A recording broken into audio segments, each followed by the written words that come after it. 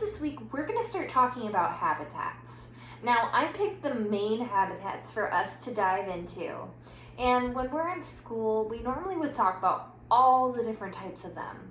So I'm going to give you an option for that at the very end. But first, let's talk about what you're going to do. Now, I have a chart right here, and it's going to look a lot like what you're doing this week. So I've actually attached to our lessons this week a chart that looks just like this one. It has the same exact columns for habitat, a description of your habitat, and the plants and animals, and it has your directions at the top. Now you can either print out this paper and write it right on here, or what you can do is you can make this chart in your notebook. Just make sure it's nice and neat because you're going to actually use this next week when we start doing our habitat project. All right. So what you're going to do is we have our habitats, and each day we're going to focus on one. So let's say I'm doing oceans. I'm going to do whatever activity or video or brain pop goes with it. I'm going to write a description. I'd probably tell you information about where it's located in the world. I tell you, is it hot, is it cold, what kind of weather they have there, the important things that you need to know about it.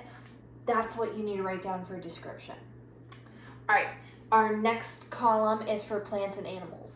So again, if I'm doing ocean, I want to know what are some examples of plants or animals I'd find in the ocean. So maybe kelp, maybe a certain kind of fish, maybe it depends on where you're at in the ocean. That just reminded me, there's different ocean names too. That's important. So you're going to do that for ocean, rainforest, desert, and Arctic. Now, the fifth one is kind of fun. I'm going to let you pick the last habitat that you want to explore. Brain Pop has a bunch of different videos for habitats. So just a couple examples. You could look up tundras. You could look up swamps. You could look up grasslands. You could look up coral reefs. I love coral reefs. I think they're so cool. You could look up forests. So what you're going to do is you're going to pick one of these. Do not pick all of them, just one. And that is what is going to be your fifth habitat. And it's the same thing down here at the bottom of your chart. It says you pick one of the following: swamps, coral reef, grasslands, tundra, or forests.